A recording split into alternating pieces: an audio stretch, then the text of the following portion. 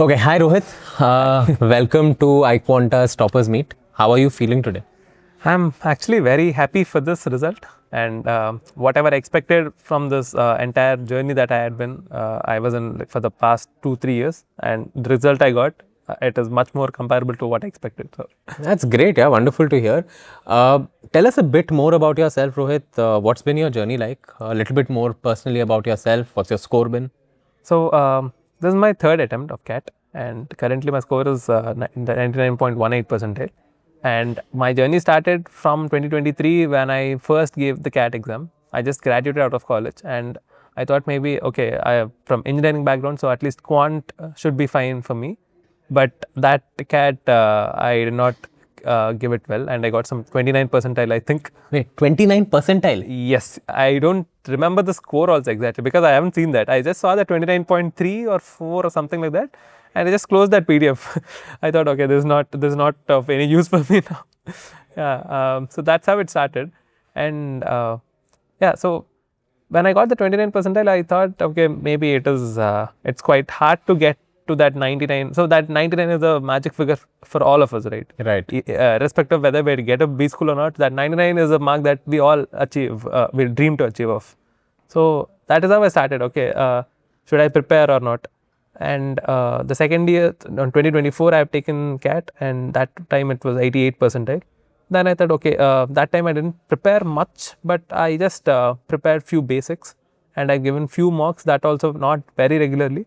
So that's how I started gaining much interest. So okay, this can be done by me, and I have to put in a lot of more effort than what I put previously. Right. So year on year, what changed in your strategy? Like how did you mold yourself from 29 to 88 and 88 to 99? What was the change each year? Each year I gave more time for all the three sections equally, and so for the first time when I gave, I thought that okay, Quant is my better section because I was out of engineering and all that I was in the studious mode, right? So I thought okay, maybe I can do Quant, but I did not. So I thought okay, I should not focus on one subject. I have to focus on all the three subjects. I need not be equally good in all three, but I have to manage to attempt all the three maximum of the questions from all the three sections, and that's how I started preparing. And in second year, 2024, I did not give much time to the mocks.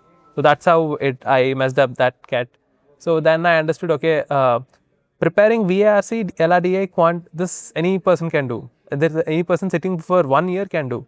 But the only thing that matters most is that 2 hours which you give for that exam. Right. So that's how I started giving more mocks from iQuanta, and I started giving mocks from July or August, June or July, I think.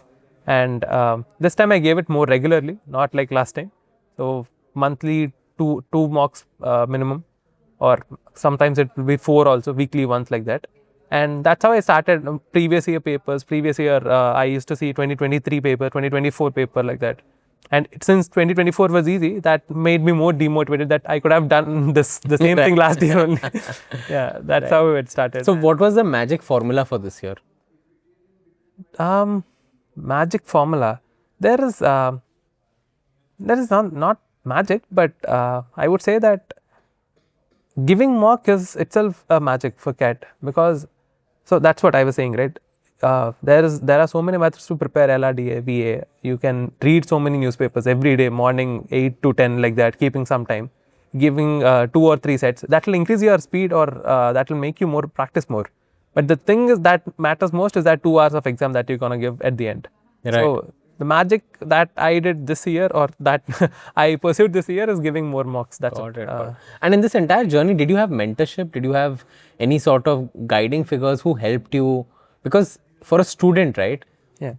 Times can get challenging, and you need someone to continuously keep telling you, no, you can do it. So how was that part for you?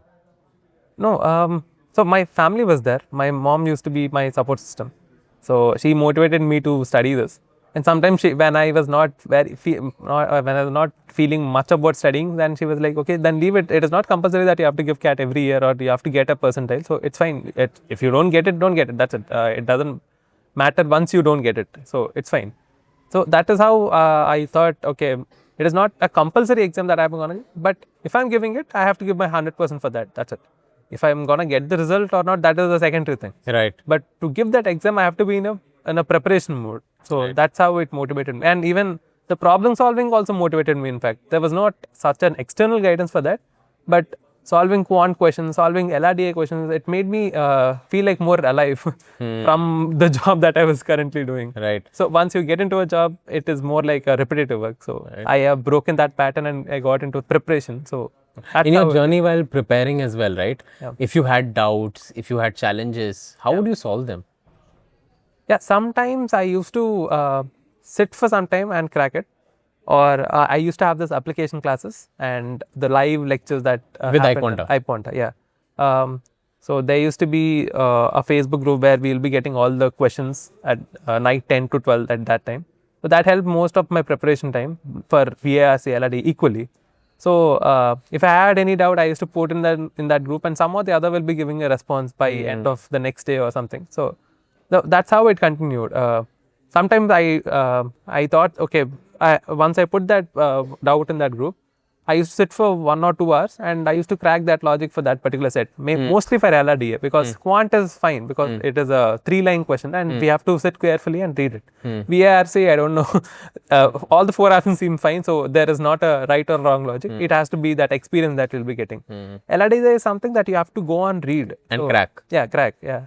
And sometimes we will not be in that mindset to do Right. it. And it is highly possible that we won't be in a mindset to do it on the CAT day also. Right. So, yeah, so we have to give that time. That's it. That's what I did. Got it. Which was your strongest section? I always thought quant. And what's your strategy for quant? If you had to guide someone about how to approach quant, Yeah. what would that be? First step, do all the basics. Don't leave that this is not my strongest section. I leave it. This numbers is not my strongest. Arithmetic is not my strongest. Don't take anything like that. Like Raj sir used to say in all the classes that solve a question like you don't know anything about that question. Just start from the basic. Even if you know 100 formulas about that question, leave them aside. Start from the very basic. If a guy bought an apple for 5 rupees, let's start from that statement. Don't go into profit loss. Don't go into that SICA. Don't go anywhere. Start from the first statement. Go on from that, and that's how actually it helped me, because once I used to see a 4-line, 5-line question in CAT, in mock CATs or in actual 2024 questions, I used to feel that okay, this question is not doable by me, so I just leave it. But once I started using this one, I'll read that first line at least, and I'll give it a try whether that question is really a difficult question or not. Actually, it is not. Most of the bigger questions are not difficult at all. Right. It's just that our perception, when we see that question, we get tense, and since that the timer is running, right, 40 minutes, if we spend 5 minutes here, there won't be enough time to spend on good questions. That's how we think. So what one time you used to give to move on from a question? It depends. It depends on the concept. It depends on the situation that I was in. So let's say if a geometry question is coming, geometry is not my two strongest section, but I know the basic formulas and all. And if in 1-2 minutes I'm not getting the like triangle, the sum values and all, I used to leave that. Got it. Arithmetic, I used to try for a bit more time, because arithmetic, it is more easy to crack than geometry is what I felt. Got it. Yeah. Is there any myth about CAT that you want to burst today? You need not be strong in all the 3 sections. Wow. You need Why not. is that? Because what matters most is in that 40 minutes, how many more questions you cannot do. You need not do all the 20 questions. Anyone can't do all the 20 questions. Even the 100% will not do all the 22, 23 questions. So even if you know the concept of all those 22 questions, you cannot solve them in those 40 minutes. So it is the thing is that in those 40 minutes, you have to choose the right questions. And for that, you need more practice. Right. Oh yeah, that is one myth that people think you should be good in English, you should be good in logical reasoning. It is not that. Correct. You should be good in solving one LRDA set. That's it. Or max 2 sets, which will get you a decent percentile. Not 100 percentile, but yeah, fine.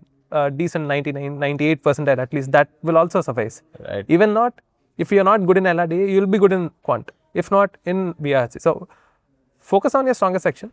Focus more on that. I'm not saying leave those 2, but if you're not good in one section, just do a little bit more preparation than completely ignoring it. Got it. Your journey from 29, right? 29 Correct, yeah. to 99 is inspirational. Yeah. Right? Thanks. Can you tell aspirants here, because see, this is like a bell curve, right? A lot of people will be sitting in lower percentiles than higher percentiles, right? Yeah. In average percentiles than higher percentiles. What would you want to tell them today? That is it possible to move from 29 to 99? You've shown that. Yeah, right? it is possible. It is possible. Yeah. What is needed? What should they derive out of your story? So, the one thing that I can give as a motivation kind of thing is you just need that determination to write that exam. And if you have that strong determination to give that exam seriously, then automatically that resilience develops in you, because you'll be in that motivation to study more for BARC, study more in LRDS, solve more questions in QA. That's what helps at the end, and solving all of them in the pressure environment. That's what helps you get a percentile. Right. So, yeah, if you're getting a 29 today, it doesn't mean that you're a like dumb student or something, because you actually started giving that exam, and that itself made you more than dumb. So giving that 29 percentile is not actually, you don't know that concept. You are just trying to learn how to give that exam. That's it. Right. Yep. And anything that you start, you'll be zero in that on the first day. So that's fine. That's completely fine. Right. Words of wisdom from Rohit today. Thank you so much for joining us today, Rohit. Yeah. And I'm sure a lot of students are going to derive a lot of inspiration from your story. Wishing you the absolute best. Thank you. Going into LRDI, going into your GDPI going ahead. Yeah. I'm jumbling with words, but congratulations and all the best. Thanks.